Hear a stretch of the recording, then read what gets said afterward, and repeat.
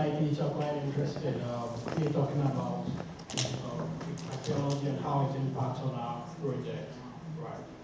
So we go to the critical part, being able to determine where the critical part is at the last section. We will still continue on that, and hopefully we'll talk about bar chart and end value analysis as well. So as we all realize, I mean, the critical, if you look over here, the critical part is what the longest duration on the project. I mean, we have a critical part which goes later to what, 24 days. So the project will take 24 days, and if there are any activities that delay on the critical part, for instance, if you delay activity D by a day or two, it extends towards your project duration. Whereas activity B could be delayed by what? Maximum of 4 days. Right. So you could decide to start activity B on either on the 6th day or what, on the 10th day. It wouldn't really impact the project in any regard.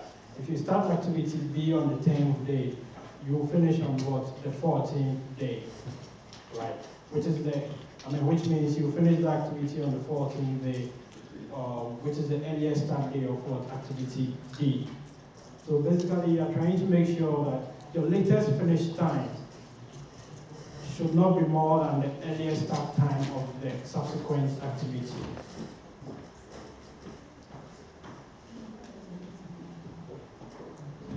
So the critical part basically talks about a series of activities that should finish on time for the entire project. Those activities should not be delayed, and they normally have what? 0 floats.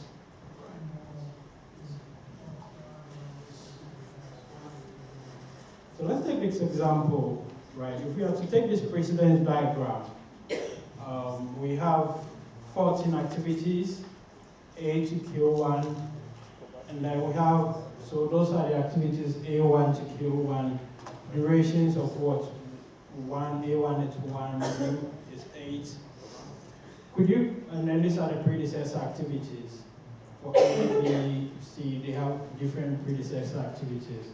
Do we use the next 5 minutes to draw the precedence diagram for this and come up with what the critical part is and the estimated duration for the project? If you have this question, if you've been given this question, consider a project including 14 activities. Based on the information shown below, right, create the precedence diagram. So the first thing is to establish the logic, right? Looking at the various activities, their predecessors, and then from there you calculate what? Your flow. You calculate your earlier start time, your early finish time, the late start time, and the flows, and then you determine what the critical part.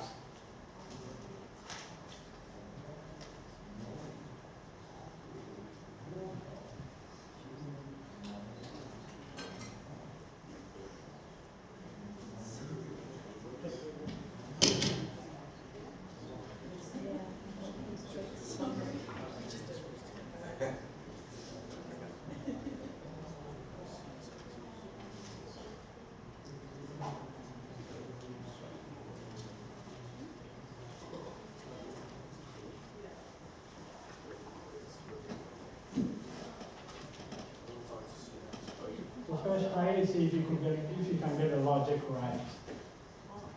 It's not A, B, C, D, E, or? No, not A, B, C, D.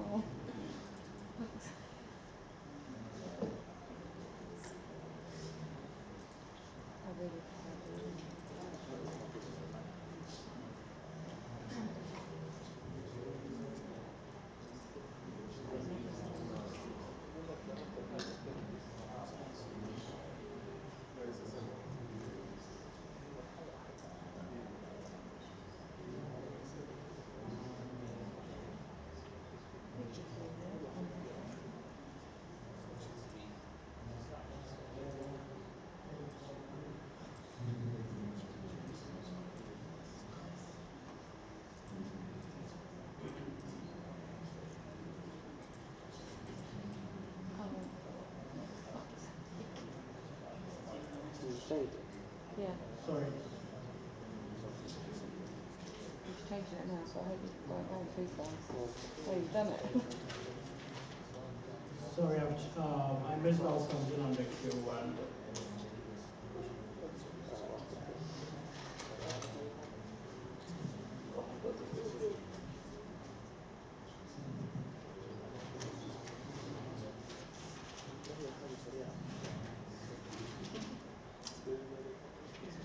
And there's people behind me. if you tell it to them, Yeah. if you work, Yeah. That's very true.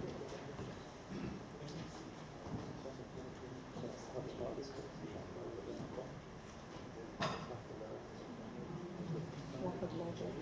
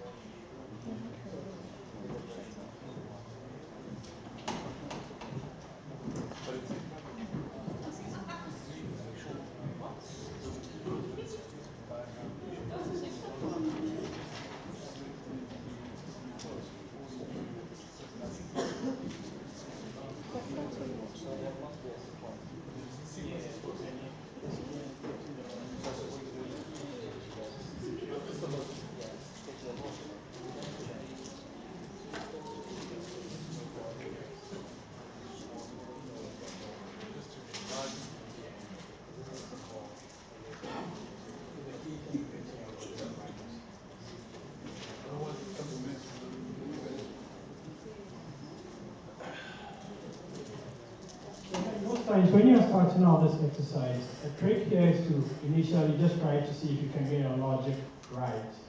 So initially you may not focus so much on drawing the boxes, but then just try to sketch, have like some sort of circular boxes to see if you can get the logic diagram right.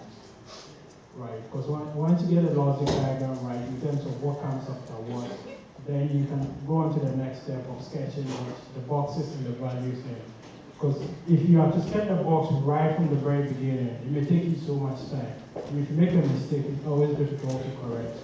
But if you just have like maybe the letters trying to establish the logic initially, it's easy to move on from there.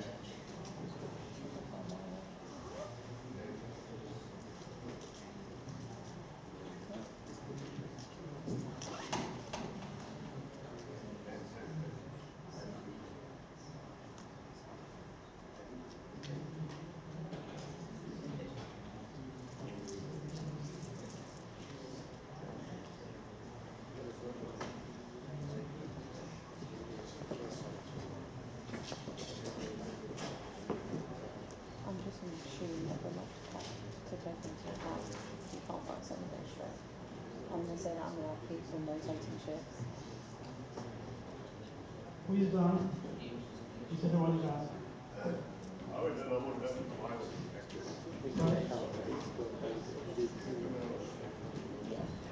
Yeah.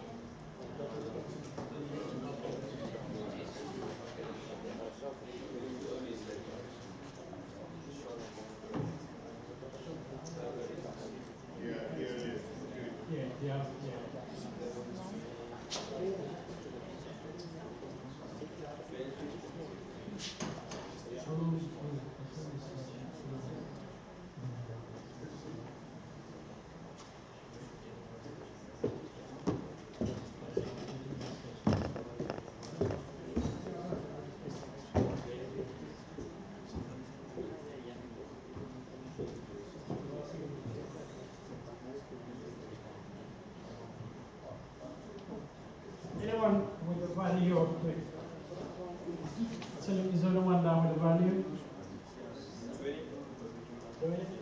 So let's see. Yeah.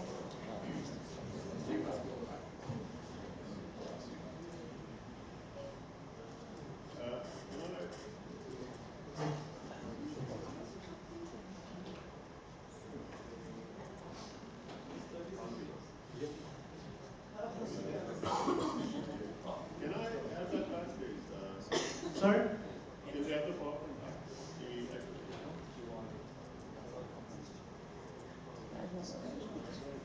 Yes. Yeah. It is there.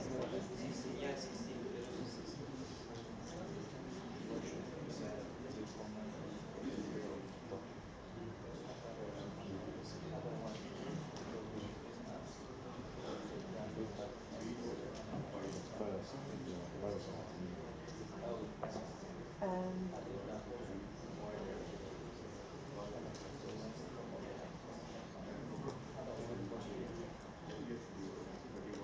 yes, there's 2 days.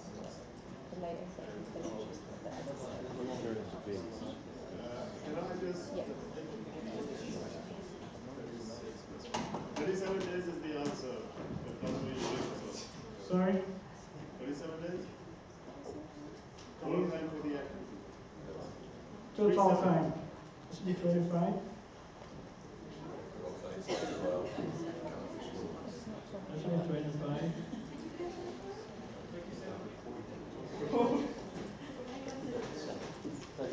So if you were, okay, so let's just see. Let's take this 2, right?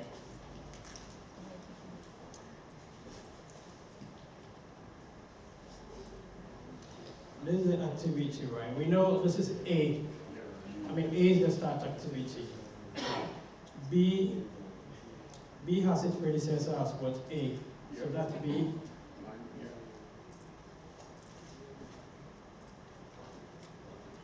the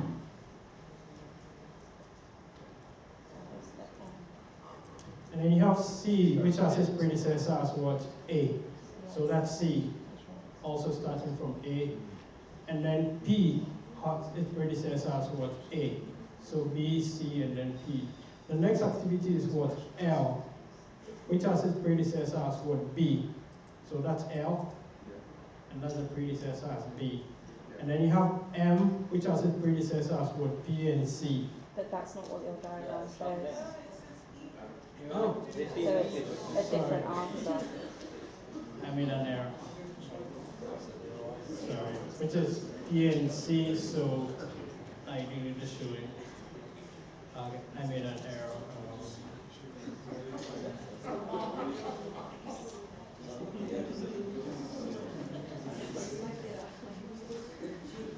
Sorry, I made an error. M should have been C. Sorry about that. M should have been C. So I think I made an error in that. And then Q should have been B and C. Right. And then N, it's Yeah, I'm not redoing my whole diagram. sorry, I made an error on that. I'll fix it and then upload it. I mean, but this is what's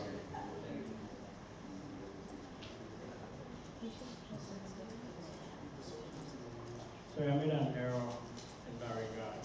Right. So let's assume we're going by the original, right?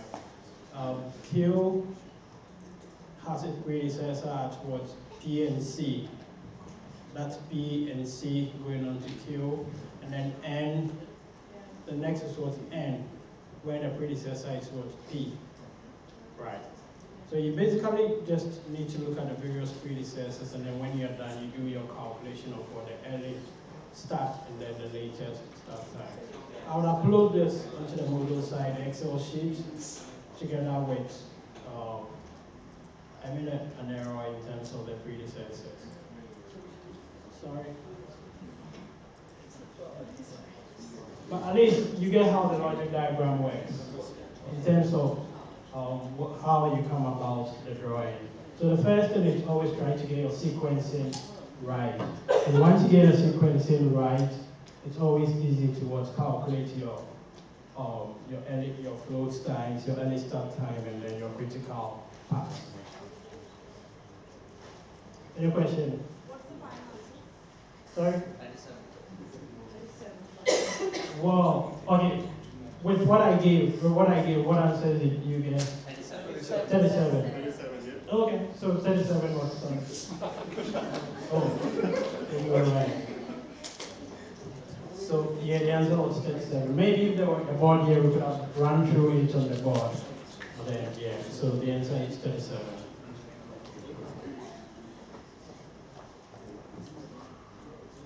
So we talked about sequencing relationship there. When we talked about what's called a finish to start, right? Which means you need to finish an activity before you start the next activity. When you're thinking of the sequencing concept. So if you take maybe finish to start, like an airline, you need to land the aircraft before what you shut down the engine. So the aircraft, the landing is for the finishing activity before starting. Start to start, which means when the flight is cruising at a safe level, you can start serving the meals. The same concepts are also applied in construction. When you're doing your programming or sequencing, some activities need to be finished to start. Like we did mention it, you need to finish your drywall before you can paint. Some activities can be start to start. You can start your sanitary and electrical installation at the same time. Some activities will probably need to finish at the same time, mainly because you have a deadline you need to meet. Right? For instance, if you're doing your final, maybe you want to finish your cleaning and probably your electrical fitting at the same time because you want to hand over and meet a milestone. So there are various sequencing relationships when it comes to programming. You need to establish the logic you want and apply it. These are the rules for sequencing. You could take a look at it. Sometimes, when you're done with your critical path method, right, after the sequencing, you realize, maybe your total duration is 6 months or 1 year. But then the client wants a duration of maybe 10 months instead of 12 months, right? And the client is insisting on that. There are various approaches by which you could reduce your critical path method. Sometimes you may have to go back to the logic diagram, right? And ask yourself, are there some activities you can start simultaneously, right? Are there some activities you can maybe start, maybe for instance, halfway through my block work, can I start plastering? Or probably halfway, if it's a story building, halfway through, let's say, if I'm done with my floor slab, can I start block work at the ground floor? You need to think about some of this concept to see what activities you can start whilst others are ongoing. And then also, if you're dealing with your work program, normally you use a 5-day working period, Monday to Friday, right? But then you could ask yourself, so it's advisable that when you are doing your initial program, just make use of a 5-day work period, Monday to Friday, right? And then when you are done and you think there is a need for you to shorten some of the duration, you try to see whether you could use your weekends to reduce your duration, right? The disadvantage of making use of the weekend at the very beginning is that you are then not left with any other days you could make use of. But if you use just Monday to Friday and you do the programming, when you come back, you can always adjust it. And then you could also look at the work package. Is it possible for you to break some of the work packages down and give it to maybe different subcontractors? It's something you could look at. Right. And then we talked about the logic of the network as well. And then when it's very critical, you could do what's called crashing, right?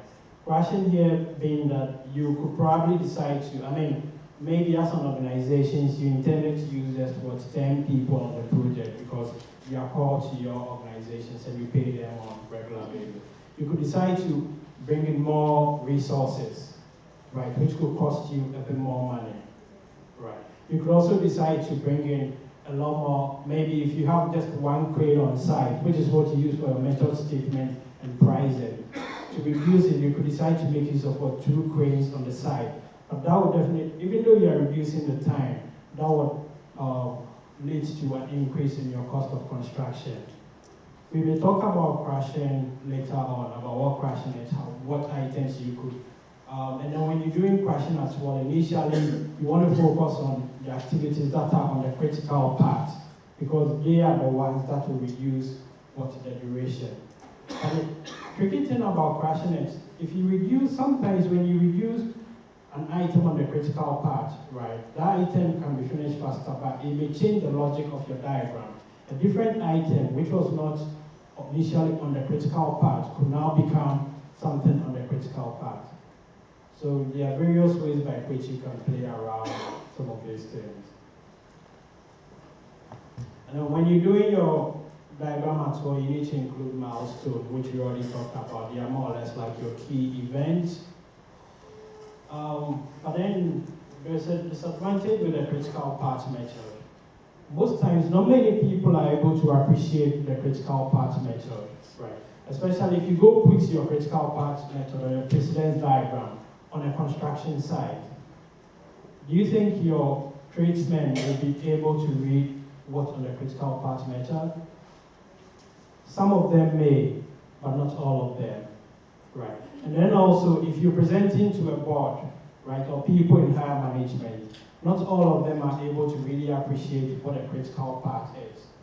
So what happens is we try to make use of the Gantt chart, which basically, you have your bar or activities in the form of chart, and then you have your time on the x-axis and then the activities on the y-axis, right?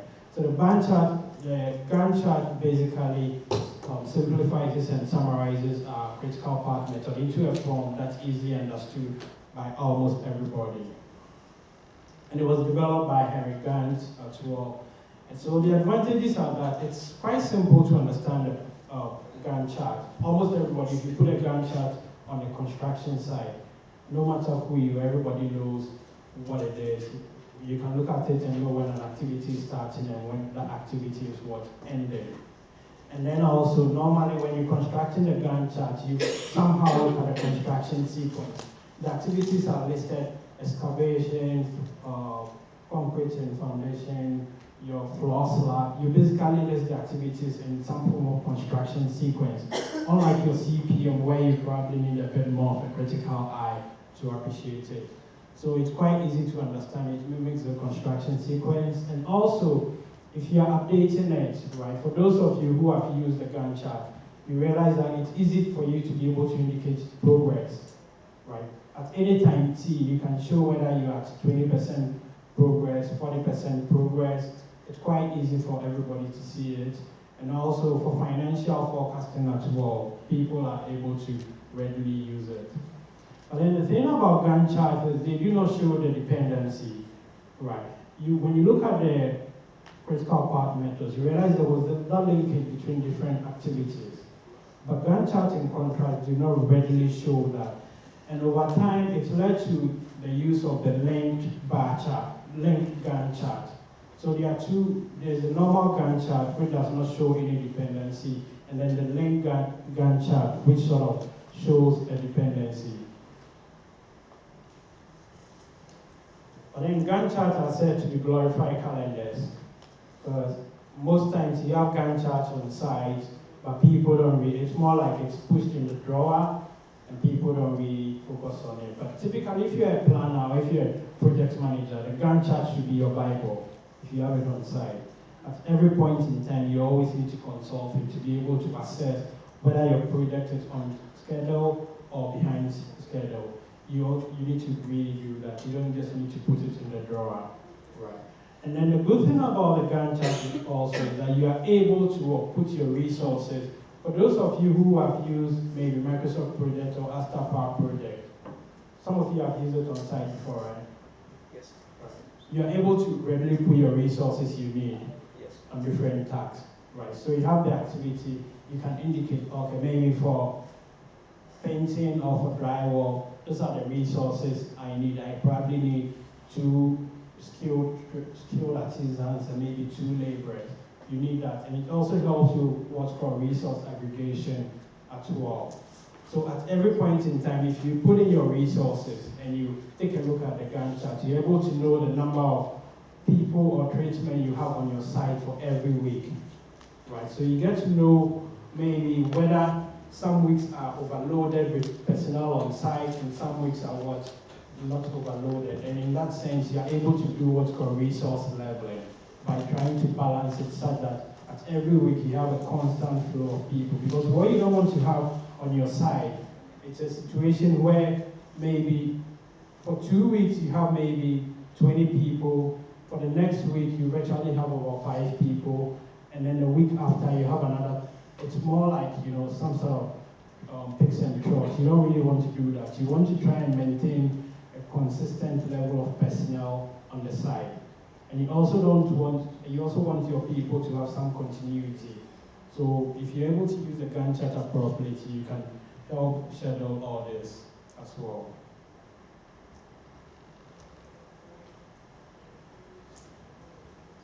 So when you look at the Gantt chart, typically that's what you have. You have your activity information on the left, where you basically put in your activities and the description. So every single activity now be on the project, right from project inception, right, to getting your design team to planning permit.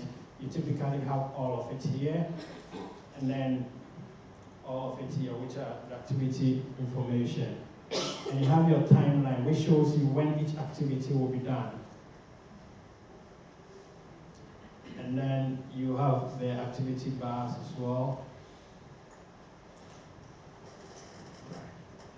So in producing a Gantt chart, the first thing you need to do is to what?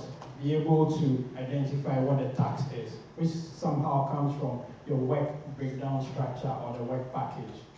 So by having the work breakdown structure and in consequence the work package, you are able to identify the different activities you need, which come in here.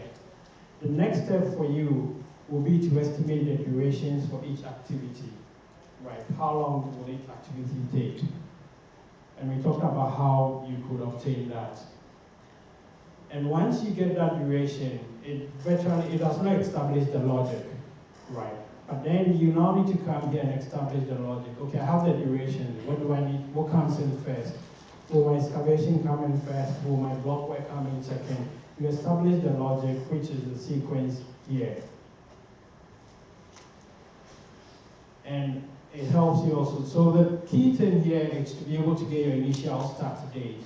If you get your initial start date and you're able to establish the sequence, the Gantt chart or a software gives you the ability to be able to link the various activities, right? So if you don't link the activities, you just have your charts, you just have your sequence or your duration just hanging. But what you need to do is to make sure that you're able to link the various activities. And in that way also, it helps you to be able to determine your critical path. So if you look over here, you realize you have what your starting date for each activity. Just a quick question. So, did you do that on a spreadsheet physically, or is it part of a software that's actually? It's a software.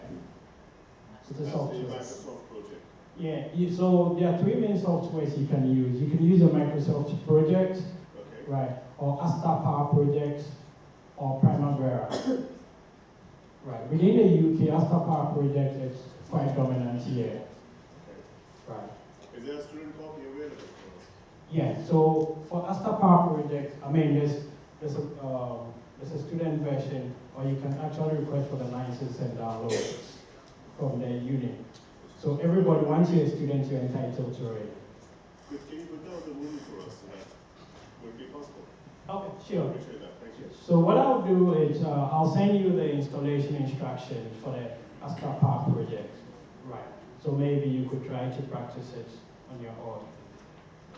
And then I'm not too sure if you may do it. You may do a let's see. We can try our projects on that. Yeah. Sorry. We can try our coursework on that. Possibly. I'll have to discuss with God and see. I'll have to discuss with God. But then Is one of the softwares better in some aspects and worse in others, or are they more or less the same? It depends. There'll be a unique advantages. Generally, you're the same. I mean, for small projects, you're able to do everything together. But when it comes to very large projects, right, where you have so many activities, people who do planning say that Primavera is best, right, because it's able to handle a lot of load at any particular point in time, as compared to Astapar project. So if you're doing very complex projects, they prefer the use of Primavera as compared to Astapar project. Yeah. What about MS? MS is also good. I mean, outside the UK, most people use Microsoft Power, Microsoft Project, right? So outside the UK, and it's also very good. I mean, it's good. You can do most of the basic stuff you need to do on the Microsoft Project.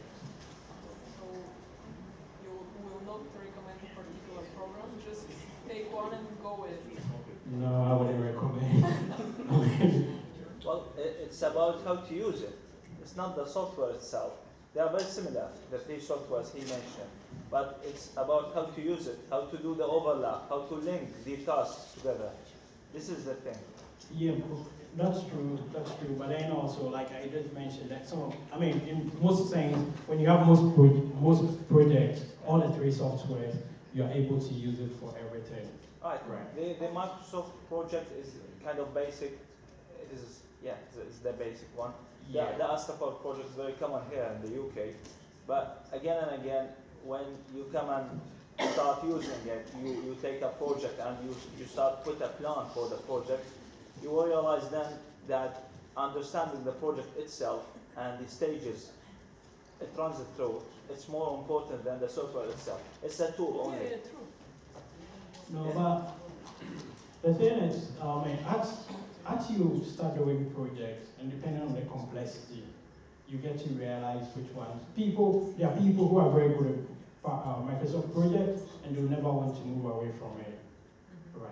It's just like, in some ways, you can say it's the way you probably see Apple and maybe Windows sometimes. There are people who prefer Windows to Apple, and there are people who prefer Apple to Windows, the operating system.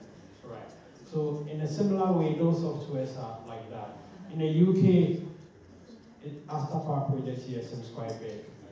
I mean, when I was working, there was many Microsoft projects which was dominant back where I come from, Ghana. Microsoft Power project was quite dominant. Primavera, I know it's quite dominant within the US environment. So sometimes also geographical location does matter in some sense. Also, when you're on a project, you often won't have a choice, so you won't get to pick. The contract will stipulate how you've got to present your program, and your company will have a software that they make you use. Advanced training. Yeah. Also, then we could have done this, but then we wouldn't have the time to do this. It's more or less a problem. Worksheets where I was hoping we could have used the time to have created the sequencing for this. So maybe what I'll do, I'll find out from George if we can have another session where it can be done. But if not, we'll probably release it to you so you try it out, and then based on what you have, we'll give you the feedback for it. Right. It has to do with the precedent diagram as well, but it's a lot more complex in terms of the linkages and then the rules. Right. So I'll discuss with George and see. Actually, that brings the program. We'll see how it goes, and then maybe if there's any available session, we'll do it. But if not, we'll give it to you for you to try, and then we'll see how it goes. So this is a typical example of, let's say, a Gantt chart for, in this case, for a client's organization that's intending on what's starting a project. The client is trying to see what needs to be done and has sort of created a program up to the final report. It's asking its consultant to help it come up with a report or some sort of program. So, and what you realize also is the various activities have been linked together as well. Right. And by doing this also, you get to be able to determine what the critical activities are or what the critical part is. If you're able to really look at it in detail. ignore the project management and control. That's just something that runs throughout. But then if you realize some activities,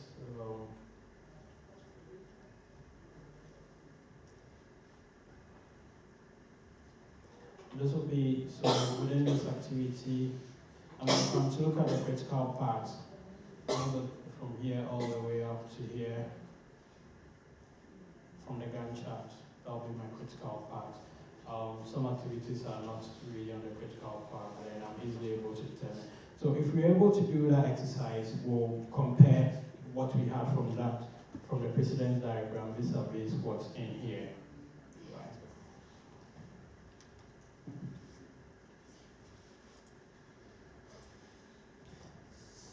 So basically, I mean, the key thing about planning or programming is you need your work breakdown structure, right, which helps you to be able to identify your various activities. But then the actual planning, right, can be done in a number of ways. But today we talked about what the network diagrams or the precedence diagrams, and then the Gantt chart, right, which is we yet to do. I mean, possibly we may do an example. We may take. Maybe one of the sessions, what I may do, if we have a room and maybe bring your laptops, if we agree on it, probably we could just try to sit down and do maybe a 20 or 30-minute exercise of using the Gantt chart. For those of you who do not have experience with it, right? Probably one of the sections we just do a 30 minutes of an examples of what using the Astapa project, how to make use of all the Gantt charts. Right, and compare it to one of the precedence diagram.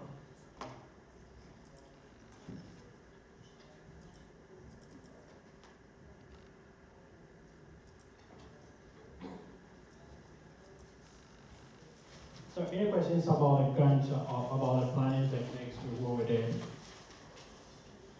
Or any comments? Is the video working, please?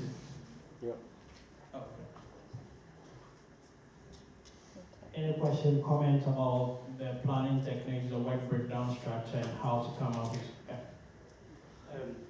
my question is, work breakdown, that's the basic thing to drawing a critical path or like drawing a Gantt. But is there any technique or is there any like a rules regulation to doing the work breakdown? Because let's say one job, it takes 5 days. So how do I decide it's a 5 days? Why not it's 10 days? I mean, before deciding the days or like cost, forget about the cost. The duration, how do I decide the duration? Okay, you want to know how the duration for the various work packages are determined? Yes. Activities. Okay, so what happens is they are output, right, for different activities, right? So if, for instance, if you take, most estimation books will tell you that they are output for different work activities. If you take maybe concrete, right, there is a standard for, let's say, the quantity of concrete that can be poured in a day by a certain number of gallons. Okay, if you take, let's say, brickwork, there's a certain amount, an area of brickwork that can be laid in a day by maybe 2 skilled tradesmen and 1 laborer. So what you need to do is to, I mean, based on experience sometimes, looking at these estimation books in terms of output, you have an idea of, okay, you have an idea of their output, and then based on the intended resources you want to use, for instance, you want to use maybe 10 artisans, skilled tradesmen or something, based on that, you're able to then estimate from the approximate quantity, you're able to estimate how long it will take you to do an activity. So before starting the project, we have to decide like, let's say we have 100 tasks to complete the whole project. Yeah. So before starting the project, we have to decide these are the 100 tasks we have to finish. So for every single task, how many days it will take? We have to find out before starting the project. It depends on what stage you are at, right? If you are at the planning, if you're at the very beginning of your project stage, right, when you are planning, your work breakdown structure at that stage is just to help you in terms of knowing how to package your work and what to do to get a project to completion. Right. And at that phase, when you are also planning, your planning is much more higher level. Right. So at that stage, when you planning, you basically have to look at maybe the design based on the REBA advice, how long it will probably take you, based on maybe the 10, if you look at some of the websites I did mention, how long does it take to tender based on the procurement route, right? And then when it comes to the actual building, you at that stage, when you're planning the duration, you're not really breaking the actual building down into each specific unit. What you are doing is to, if you go to the BCIS database, right? If you don't have the experience and you go to maybe the BCIS database, you try to look at it, okay, what's my building? Is it a 10-story building? Is it a school building? Is it an office block? For similar office blocks that were built, how long did it take them to construction, or let's say what duration was estimated? Then you sort of borrow and adjust from that place to your project. So at that stage, you're doing a bit of more of high-level planning. So it's more like you take the building and estimate that it will take you maybe 1 year or 2 years. You're not really going in there for the different work packages. The work packages come in, the high level of detail come in when you are, let's say, around the tender stage, when you've gotten your quantities. Then you can go in there to really get the exact duration. So depending on what stage you are in, there are different approaches to help you in planning or estimating your duration. I don't know if you get me. But my question related to, let's say I finish the QS course from here. So as soon as I finish, I straight away go back to work. Yeah. So when I say to them, they will ask me the question like, what do you learn from the uni now? So definitely I'll say I learned these and that. For example, I know the critical part, how to draw it. Yeah. But I don't know exactly how to decide the days or duration. So if I say someone like, I know the critical part, I can draw your whole project or the part of the project, critical part, how long it will take to complete the job. But if I don't know the technique or what's the background for deciding the days and breaking down every single part. My question related to that, is there anything I can add value to the upcoming job or whatever? You get my point, because Okay. definitely they ask the question in the job, like what do you know from the uni or what do you have learned?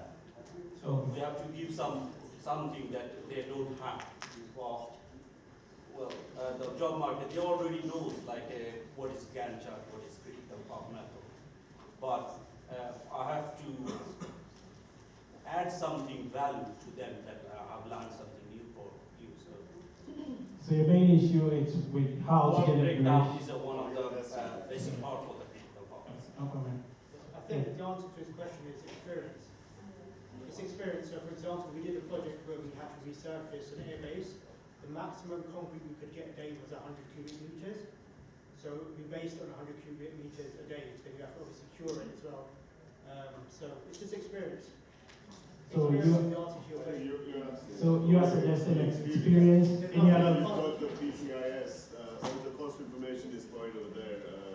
It's like if a bricklayer lays, let's say 600 bricks, that's an industry average, right? I'm telling you from building experience. And your bricklayer is trying to lay 500 because no one likes work, it's purely X. So you're going to turn around in the union and say, mate, I'm not paying you, that's it. So when you're doing your WBS, and you've got to build let's say, a brick wall which is 10 inches and 1 meter, and you said so many bricks goes into it, you just do the calculation, you say, that's what I want in those many days. No, yeah, okay, one last comment. You can't only depend on the experience, because while you are contracting with the suppliers, because you will work with suppliers, right? So while you are contracting with them, you will have some negotiations on the process. and they will, most of the cases, they will specify the duration of the work, Okay. right? Okay. So come in. Well, quite a number of you were saying experience, and he was coming from the subcontractor perspective, right? So in terms of the duration, right, there are what are called standard or averages for different work outputs. And they are usually published, some websites do publish some of them, right? In terms of, the number of the gang, to get your duration, you need to know the gang that will be able to do a specific activity. You have some websites or, some bodies that do publish some of this information, right?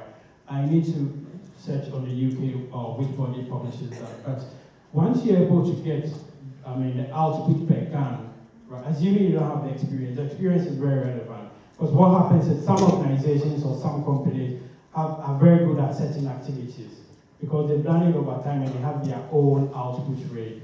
But if you don't have that, their industry averages.